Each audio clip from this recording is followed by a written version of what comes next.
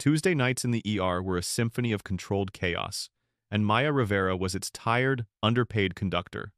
For 10 hours, she moved through the cacophony of beeping monitors, desperate coughs, and the sharp, sterile scent of antiseptic that failed to mask the underlying odor of blood and fear. She was a blur of blue scrubs, her movements economical and precise, a dance she had perfected over 6 years at Metropolitan General.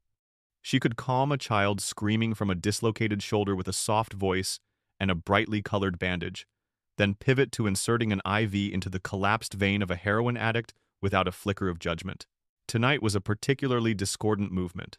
A multi-car pileup on the interstate had flooded them with trauma cases, and the waiting room overflowed with the city's usual litany of misery, fevers, broken bones, and the quiet despair of those with nowhere else to go.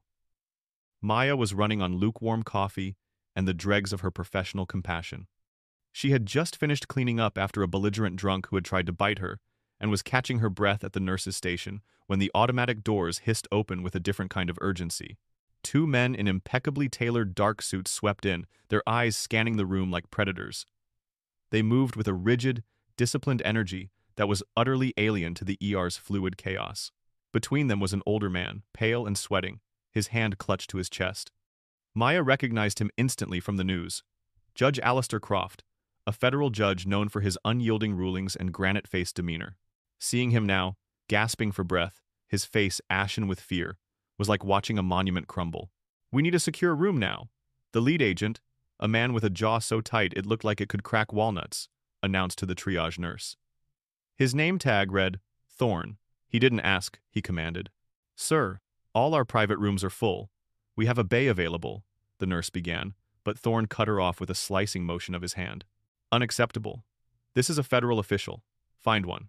The attending physician, Dr. Evans, intervened, guiding them toward the primary trauma bay, the only space that could be easily cordoned off. "Get him on a monitor, Maya," he ordered. "Looks like anaphylaxis."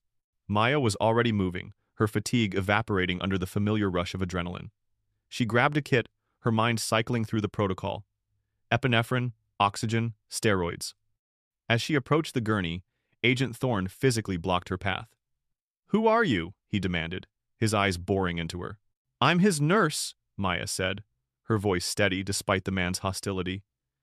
"And if you don't let me do my job, your asset is going to stop breathing." Thorne's eyes narrowed, but he stepped aside. Maya went to work, her hands sure and steady. She administered the EpiPen from the judge's own pocket, spoke to him in a calm, reassuring tone, and hooked him up to the EKG.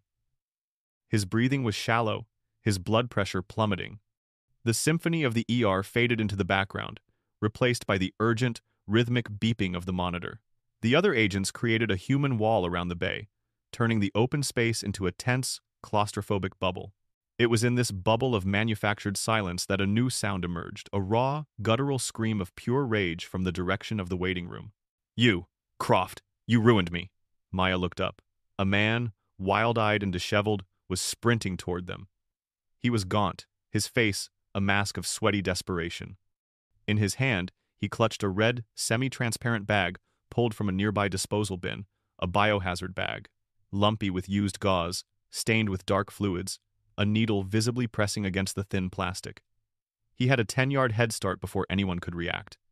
The Marshals, focused on an external threat, were facing the wrong way. Time seemed to warp, stretching and slowing. Maya saw the man's arm cock back. She saw the trajectory of the bag, arcing directly toward Judge Croft's unprotected face. She saw the shock in the judge's wide, terrified eyes. There was no time to think, no moment for a conscious decision. There was only a primal, protective instinct honed by years of placing herself between her patients and harm. She moved. She threw her body in front of the judge, turning her back to the incoming projectile just as the man hurled it. The bag hit her between the shoulder blades with a sickening, wet slap. The thin plastic exploded on impact. A vile, coppery-smelling liquid soaked through her scrubs, cold and shocking against her skin. The lumpy contents syringes, bloody cotton, and other unidentifiable medical waste slid down her back. The attacker was tackled to the ground in a cacophony of shouts and struggling bodies. Agent Thorne was screaming into his wrist communicator. The ER's chaos erupted into full-blown panic. But for Maya, the world had shrunk to the disgusting, wet feeling spreading across her back, and the sudden, terrifying realization of what had just happened. She had shielded a federal judge, and her reward was a baptism in the collected filth of the emergency room. The immediate aftermath was not a rush of gratitude or concern for her well-being. It was the sharp, impersonal clang of a quarantine bell. Before the attacker was even fully subdued, Maya was being swarmed, not by thankful agents, but by her own colleagues acting under a different, more terrifying protocol. "Code Orange! Contamination!" someone shouted. Dr. Evans, his face grim, pointed at her. "Maya, into decon now. Don't touch anything. Don't touch anyone." His voice was stripped of its usual warmth, replaced by the clipped tone of clinical necessity. She was pushed, really by two orderlies in full splash gear toward the decontamination shower, a sterile, windowless room with cold, tiled walls and a harsh industrial showerhead. The sense of violation was immediate and profound. One moment she was a caregiver, a professional in control. The next, she was a hazard, a walking vessel of potential pathogens, stripped of her agency. They ordered her to remove her scrubs. The soiled garment clung to her skin, heavy and foul. She dropped it into a waiting red biohazard bin as if it were radioactive. Under the scalding, high-pressure spray of antiseptic solution, she scrubbed her skin raw, the chemical stench burning her nostrils. It felt less like a cleansing and more like an exorcism. When she emerged, shivering and wrapped in a thin, scratchy hospital gown, the infectious disease specialist on call was waiting. Dr. Albright was a severe woman with a reputation for seeing patients not as people, but as collections of symptoms and risks. "We need to run a full baseline panel," Albright stated without preamble, her eyes fixed on a chart, not on Maya. "HIV, hepatitis B and C, syphilis, a full toxicology screen. We'll need to repeat it at 6 weeks, 3 months, and 6 months." She spoke of life-altering diseases with the flat affect of someone reading a grocery list. There was no, "Are you okay?" No, that was a brave thing you did. There was only risk assessment. Maya felt a tremor of shock run through her. "The patient who threw it, can't you just test him?" Dr. Albright finally looked at her, her expression one of mild annoyance. "He's refusing consent, and given his altered mental state, we can't compel him. So, for the foreseeable future, you are considered exposed to an unknown vector. We'll start you on a prophylactic course of antiretrovirals. The side effects can be significant." The drugs felt like a punishment, a chemical cocktail to ward off a danger that was now a ghost inside her. They sat her in an isolated examination room, a place she had put hundreds of patients, and for the next hour, a phlebotomist drew vial after vial of her blood. Each needle prick felt like another violation. Through the window, she could see the ER slowly returning to its normal rhythm. Her heroic act had been a stone tossed into a pond, and the ripples were already fading, leaving her stranded on a lonely shore. That's when the first of the authority figures arrived. Mr. Davies, the hospital's head of risk management, entered the room with a slim leather portfolio and an air of professional sorrow that was so practiced it was insulting. He was a man in his 50s, with soft hands and the placid, unreadable expression of someone whose job it was to make very large problems go away quietly. "Maya," he began, his voice a smooth, low murmur. "A terrible business. Truly terrible. First and foremost, I want you to know the hospital is behind you 100%. He didn't ask how she was. He opened his portfolio. "Now, for insurance and liability purposes, I need you to walk me through the incident one more time and sign a few reports. Just a formality, you understand." Maya, numb and exhausted, recounted the events. Davies typed notes on a tablet, his brow furrowed in concentration. "So, you were administering care to the judge when the assailant approached," he clarified. "And you chose to physically interpose yourself?" "I didn't choose. It was a reaction. He was going to hit the judge in the face with that." "I see," Davies said, his fingers still tapping. "The thing is, Maya, the U.S. Marshals are the judge's designated security detail. By physically intervening, one could argue you stepped outside the standard scope of your nursing duties and into a security role. It complicates the workman's comp claim, you see." The blood drained from Maya's face. "Complicates it? I was protecting a patient in my care." "A patient who was already being protected by federal agents," Davies countered gently. "Look, I'm not saying you did anything wrong. Not at all. It was commendable. But our insurance carrier is going to see a nurse performing an action that could be defined as law enforcement. It muddies the waters. He slid a form across the table. This is an incident report. Sign here. Maya looked at the dense block of text. Her mind was too fuzzy to read it. She felt a creeping, sickening dread. This wasn't about her health or her safety. It was about liability. To this man, she wasn't a hero. She was a variable in a complex legal equation. He wasn't finished. Out of an abundance of caution, and to ensure a transparent investigation into the breach of patient safety protocols, we're placing you on paid administrative leave, effective immediately. A breach? I'm being investigated? Maya's voice was barely a whisper. It's just procedural, Davies said soothingly, though his eyes remained cold. We have to review how the assailant was able to get so close. We have to review everything. Your cooperation is appreciated. It was a dismissal, wrapped in the language of concern. She signed the form, her hand shaking. No sooner had Davies left than two new figures filled the doorway. One was a uniformed police officer, the other a plainclothes detective who looked as rumpled and tired as Maya felt. The detective, Miller, introduced himself. He had a notebook out and a pen already poised. Maya Rivera? He asked, not waiting for an answer. I need your statement regarding the assault on Judge Croft. His focus was entirely on the judge. He asked about the attacker, what he shouted, where he came from. His questions about Maya's role were blunt and tinged with impatience. Why did you get involved? Weren't the Marshals there? He asked, his tone implying she was a reckless amateur who had gotten in the way of the professionals. They were facing the wrong way. The bag would have hit the judge, she explained, the words feeling thin and inadequate. Right, Miller grunted, scribbling a note. So you obstructed the assailant. He wasn't malicious, just utterly indifferent to her experience. She was a witness, a piece of the puzzle, and a slightly annoying one at that. He asked her to describe the contents of the bag. When she faltered, her stomach churning at the memory, he sighed with impatience. Just the facts, ma'am. He took her statement, a dry and lifeless account of the most terrifying moment of her life, and left without another word. She thought it was over, but the worst was yet to come. Agent Thorne, the Marshals team lead, entered the room alone.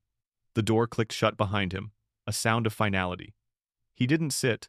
He stood over her, his arms crossed, radiating an aura of cold disapproval. I've reviewed the security footage, Miss Rivera, he began, his voice low and dangerous. You were very quick to act. It was instinct, she said, pulling the thin hospital gown tighter around herself. She felt exposed under his scrutinizing gaze. Instinct, he repeated, the word sounding like an accusation. Or an opportunity. Judge Croft is a very high-profile individual.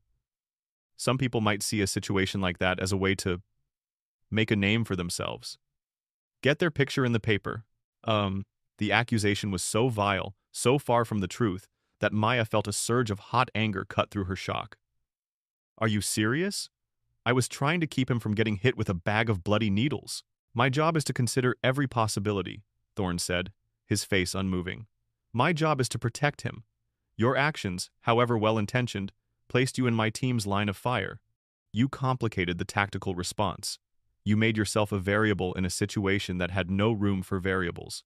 He leaned in closer, his voice dropping to a near whisper. Judge Croft has been moved to a secure, private facility for observation. You are not to make any attempt to contact him or his office. You will not speak to the media. You will not discuss the details of this incident with anyone. Is that understood? It wasn't a question. It was a threat. This man, whose boss she had protected, was now gagging her and treating her like a potential suspect. She had been processed by 3 different arms of authority: hospital administration, city police, and federal law enforcement. Each one had taken her brave, selfless act and twisted it into something else. A liability, a complication, a suspicious anomaly. An hour later, cleared by the medical staff but feeling more contaminated than ever, she was escorted out a back exit of the hospital she had called a second home for 6 years. Dressed in a set of spare scrubs they had given her, she stepped out into the chilly night air. The city hummed around her, oblivious. She had walked into the ER that afternoon as a nurse. She was leaving as a liability, a case file, and a loose end. And she had never felt so utterly alone. The silence of her small apartment was a physical blow. After the relentless sensory assault of the ER, the quiet felt unnatural, suffocating. Maya stood in the middle of her living room, still dressed in the generic blue scrubs they'd given her, and felt the adrenaline finally drain away, leaving a hollow, trembling exhaustion in its place. The events of the past few hours played on a dizzying loop in her mind. The shout, the impact, the cold shower, the colder eyes of the men who had interrogated her. She stripped off the scrubs, bundling them into a plastic bag as if they were contaminated waste, and stood under her own shower for a long time, letting the hot water sluice over her until her skin was red. But the feeling of being tainted, of being wrong, wouldn't wash away. It had seeped deeper than her skin. Her phone, which she'd retrieved from her locker, buzzed on the bathroom counter. It was a text from Sarah, her closest friend at the hospital. "Heard what happened. Are you okay? They told us not to contact you. Something about an official investigation. It's insane. Call me when you can." The message was a small kindness in a sea of hostility, but it also confirmed her new status. She was an outcast. The hospital administration had already drawn a line, placing her on the other side. She was no longer part of the team. She was the subject of an investigation. The thought sent a fresh wave of despair through her. She had dedicated her life to that place, to those people. She had missed holidays, birthdays, and countless hours of sleep for that job. And in a single night, they had cast her out. The next 24 hours were a blur of sleeplessness and anxiety. She tried to watch TV, but the mindless chatter felt grating. She tried to read, but the words swam on the page. Every time a car drove by, she flinched, thinking it was someone coming to ask her more questions. She felt like a prisoner in her own home. The administrative leave that Mr. Davies had presented as a courtesy was, in fact, a punishment. It was solitary confinement. Late the next afternoon, her phone pinged with a notification from the MyChart patient portal for Metropolitan General. Thinking it might be the results of her initial blood work, she opened the app. It wasn't a lab result. It was a bill. Her breath hitched in her throat. The screen glowed with crisp black numbers that made no sense. It was an itemized list. Emergency Department Services, Level 5. Infectious Disease Consultation, Expert. Comprehensive Viral Panel, HIV, Hep B, Hep C. Advanced Toxicology Screen. Prophylactic Medication, First Dose. At the bottom of the screen was the total, a number so grotesquely large it seemed like a typo.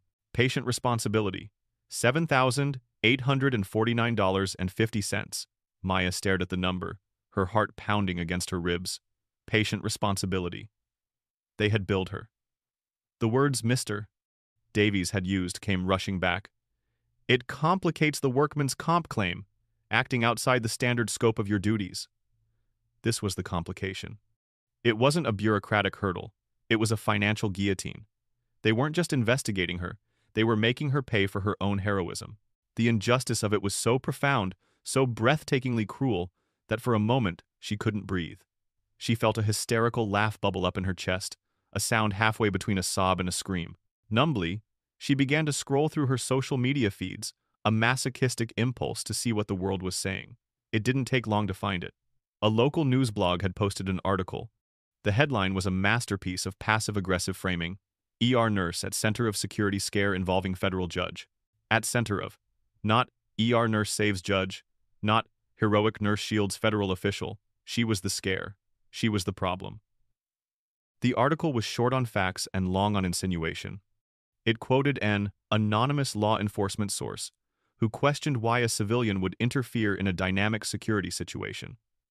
It featured a lengthy statement from the hospital's PR department, delivered by Mr. Davies himself, who spoke eloquently about their robust safety protocols and the ongoing internal review to determine the series of events that led to the incident. He never once mentioned her name or her actions. He made it sound like a pipe had burst. Then she made the mistake of reading the comments. Sounds like she wanted her 15 minutes of fame. Probably a publicity stunt. Nurses are always complaining about being underpaid. She got in the way of the professionals. Could have gotten the judge killed. Why was the attacker even able to get that close? Sounds like the hospital has some real security problems. The digital venom flooded her system. They had successfully controlled the narrative. In the court of public opinion, she was already guilty of what she wasn't even sure. Recklessness? Attention-seeking? Existing? She tossed her phone across the couch and curled into a ball, the bill on the screen burning an afterimage into her vision. The isolation was complete. Her employer, the police, the marshals, and now the public had all turned against her. She was adrift, and she was sinking fast. It was in that moment of absolute despair that her phone rang. She ignored it. It rang again. An unknown number with a Washington, D.C. area code. She almost let it go to voicemail, but some flicker of defiance made her answer. "Hello?" Her voice was hoarse. "Is this Miss Maya Rivera?" The voice on the other end was formal, professional, and carried the unmistakable weight of authority. It was a man's voice, calm and measured. "Who is this?" she asked, her guard immediately up. "My name is Robert Vance. I'm the Deputy Director of the U.S. Marshals Service for this region. I'm calling about the incident yesterday at Metropolitan General." Maya's stomach tightened. "I was told not to speak to anyone. You were told that by the field agents, Miss Rivera. I'm their boss," he said. A hint of warmth entered his voice. "I'm not calling to ask questions. I've seen Agent Thorne's report, and more importantly, I've reviewed every second of the security camera footage myself. What you did was one of the bravest, most selfless acts I have ever witnessed."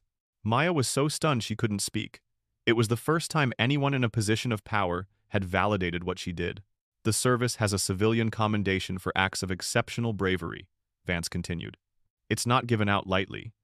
But in this case, there is no question. We would be honored if you would accept it.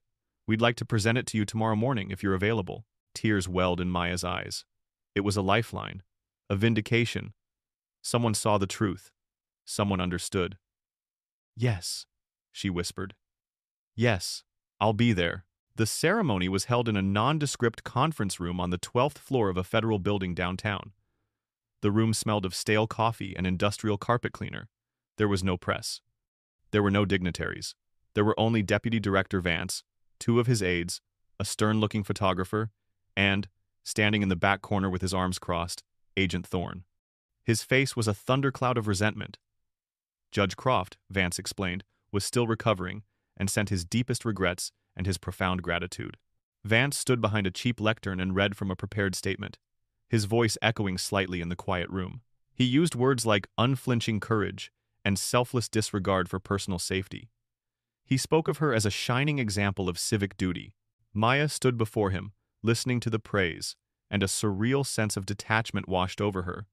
She thought of the $7,849.50 bill from her hospital. She thought of the condescending questions from Detective Miller. She thought of the hateful comments online. She thought of Agent Thorne's poisonous insinuations. And now she was being lauded as a hero by the same organization. The disconnect was so vast, so jarring, it felt like she was floating outside her own body. Vance finished his speech and presented her with a heavy, dark wood plaque. A polished brass plate was engraved with her name and the commendation. He also gave her a commemorative coin, thick and cold in her palm. "Miss Rivera, on behalf of the United States Marshals Service, thank you," he said, shaking her hand firmly. The photographer stepped forward. "Smile, please." Maya looked from Vance's earnest face to the plaque in her hands. Then her eyes drifted to the back of the room and met Agent Thorne's.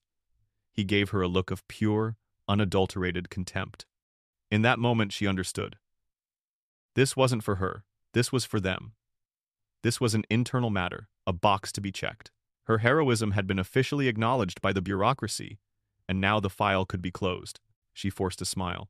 The camera flashed, capturing the perfect, hollow image of a grateful citizen. It was the most profound and soul-crushing lie she had ever told. The weight of the plaque in her hands was unexpectedly heavy as she walked out of the federal building and into the bright, indifferent afternoon. It felt less like an honor and more like an anchor, something designed to drag her down into the silent depths of their official narrative. When she got back to her apartment, the silence that had once been suffocating now felt accusatory. She placed the commendation on her small kitchen table. The polished wood gleamed under the overhead light, a dark, solid rectangle of official gratitude. A few feet away, her phone lay face up on the counter, still displaying the obscene bill from the hospital portal. The two objects sat in stark, brutal contrast, her supposed value and her actual cost. A hero in the eyes of the government, a debtor in the eyes of her employer. The plaque was a lie, a beautifully engraved, professionally polished lie. She stared at the two artifacts of her 48-hour ordeal, a wave of nausea rolling through her. She had been decontaminated, interrogated, suspended, billed, slandered, and then finally, commended. It was a perfect, closed loop of institutional madness. They had hurt her and then given her a trophy for surviving the injury. The sheer, towering absurdity of it all finally broke through her shock and despair. The sadness that had been pooling in her chest for 2 days began to simmer, then boil, and finally it curdled into a hard, cold, diamond-sharp rage. Her gaze drifted to her own reflection, distorted in the brass plate of the plaque. She saw the dark circles under her eyes, the pale, drawn cast of her skin. But for the first time, she also saw a flicker of the woman who had walked into the ER 2 nights ago, the one who could take control of a chaotic room, the one who didn't back down, the one who ran toward trouble to help someone. Where had that woman gone? They had tried to bury her under paperwork and protocols and threats. They had tried to make her small and silent. No, she wouldn't let them. She remembered why she had become a nurse in the first place. It wasn't just to administer medicine, it was to advocate for the vulnerable, to be a voice for those who were too sick or scared to speak for themselves. Now, she was the vulnerable one, and if she didn't speak for herself, no one would. A memory surfaced, sharp and clear. A few months ago, a journalist had come into the ER with a nasty gash on his forehead after getting too close to a protest-turned-riot. He'd been professional, curious, and incredibly grateful for her care. His name was Ben Carter. As he was leaving, he'd handed her his card. "If you ever see something that needs a bigger spotlight than just these walls," he'd said, "give me a call." At the time, she'd smiled and tucked it away, never imagining she'd use it. She scrambled through the junk drawer in her kitchen, her hands shaking with a new kind of energy. There it was, buried under takeout menus and spare batteries. A simple business card. Ben Carter, investigative reporter, The Sentinel. She picked up her phone, her thumb hovering over his number. Her heart hammered against her ribs. This was a point of no return. Agent Thorne's threat echoed in her mind. "You will not speak to the media." But what more could they do to her? Fire her? They already had. Bill her? They'd done that too. Ruin her name? They were well on their way. They had left her with nothing to lose. She pressed the call button. "Ben Carter," a brisk voice answered. "Mr. Carter," she began, her own voice surprisingly steady. "My name is Maya Rivera. I was a nurse at Metropolitan General. You gave me your card a few months ago. You told me to call if I ever saw something that needed a spotlight." There was a pause. "I remember you. The steady hands. What's going on, Maya?" "Something happened," she said, "and I have the receipts." They met an hour later at a quiet, dimly lit coffee shop miles from the hospital. Maya arrived with a tote bag containing her suspension notice, a printout of the vile news article and its comments, and the plaque. The heavy, ridiculous plaque. She sat it on the table between them with a solid thud. Ben, a man in his late 30s with tired eyes that lit up with professional curiosity, raised an eyebrow. "That's a hell of an opening statement." Maya took a deep breath and laid out the entire story, her voice low and even. She walked him through every detail of the last 48 hours. The instinct to protect the judge, the dehumanizing decontamination, the sterile interrogations with Davies, Miller, and Thorne. She described the feeling of being treated like a problem to be managed. Then, she pulled out her phone, logged into the patient portal, and showed him the bill. Ben leaned in, his eyes widening as he stared at the screen. He let out a low whistle. $7 grand? For getting assaulted while doing your job? "They say I was acting outside the scope of my duties," Maya said, the phrase tasting like poison. "And this?" he asked, tapping the plaque. "That's the U.S. Marshals Service telling me I'm a hero for doing it," she said. "I got it this morning." Ben leaned back in his chair, a slow smile spreading across his face. It wasn't a smile of amusement, but of recognition. It was the smile of a hunter who had just stumbled upon the tracks of a magnificent beast. He saw the whole, infuriating, beautiful story laid out before him. The hypocrisy, the systemic cruelty, the lone individual armed with nothing but the truth. "Maya," he said, his voice charged with a new energy. "They messed with the wrong nurse." Ben Carter's article dropped online at 6 a.m. the next morning. It was the lead story on the Sentinel's website, accompanied by a single, powerful photograph Ben had taken in the coffee shop. Maya, looking directly into the camera, her expression not one of victimhood, but of resolute defiance. In one hand, she held the bill from the hospital. In the other, the gleaming federal commendation. The headline was a quiet bomb. "Heroism has a price. For one nurse, it's $7,849.50. U.S. Marshals call her a hero. Her hospital called her a liability." The The story was a masterclass in factual demolition. Ben had laid out the timeline with cold, journalistic precision, contrasting the hospital's sterile corporate statements with the raw reality of Maya's experience. He embedded a redacted image of the bill and a photo of the plaque. He quoted Maya directly, her voice clear and strong. He even included the text from Sarah confirming the staff had been warned not to speak with her. He didn't need to use inflammatory language. The facts themselves were a Molotov cocktail. The explosion was immediate and spectacular. By 7 a.m., Maya's phone, which she'd left on silent, was a vibrating brick of notifications. The story was being shared on Twitter by doctors, nurses, and patient advocates across the country. The hashtag number #StandWithMaya was trending by 8 a.m. By 9 a.m., the story had been picked up by national news aggregators. The backlash against Metropolitan General was a tidal wave. Their Facebook page was inundated with thousands of one-star reviews and furious comments. Their phone lines were jammed. Mr. Davies, who had so carefully managed the narrative, found himself at the center of a firestorm he couldn't control.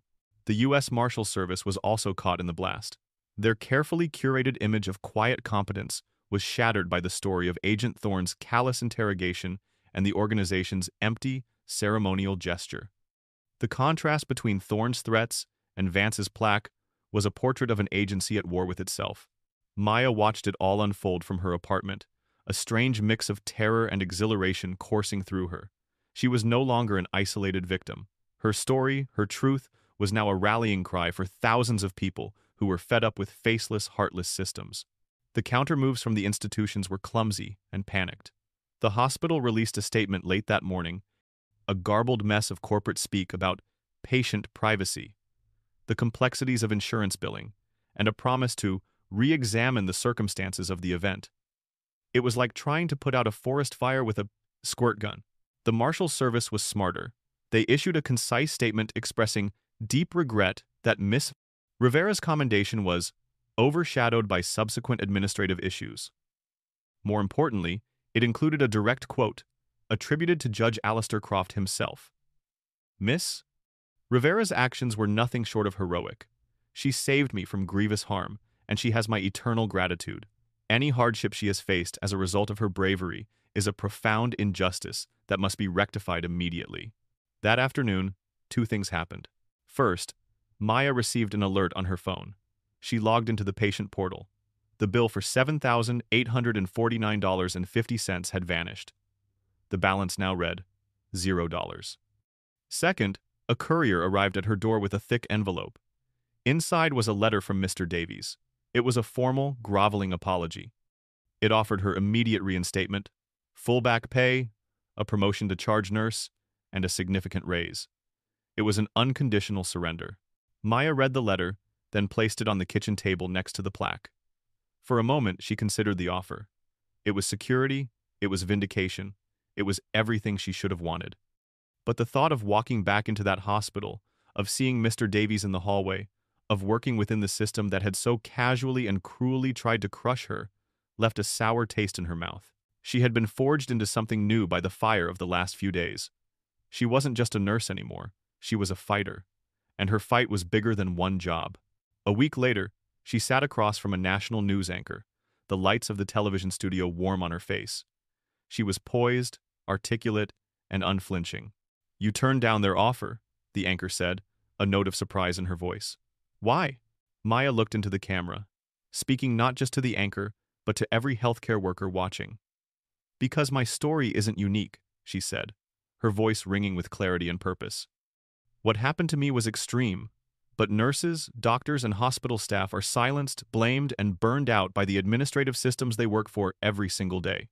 Forgiving my bill and offering me a raise doesn't fix the problem. It just sweeps it under the rug." She leaned forward slightly. "That's why I'm working with patient advocacy groups to launch the Healthcare Shield Foundation. It's an organization dedicated to providing legal and financial support to healthcare workers who face retaliation for doing the right thing." The commendation plaque sat on a bookshelf in her apartment. It was no longer a symbol of hypocrisy or a source of pain. It was a reminder. A reminder that sometimes the system rewards you with one hand while it punishes you with the other. A reminder that true strength isn't just about shielding someone from a single, sudden attack, but about building a permanent shield for everyone else. She had found her voice, and she was just getting started.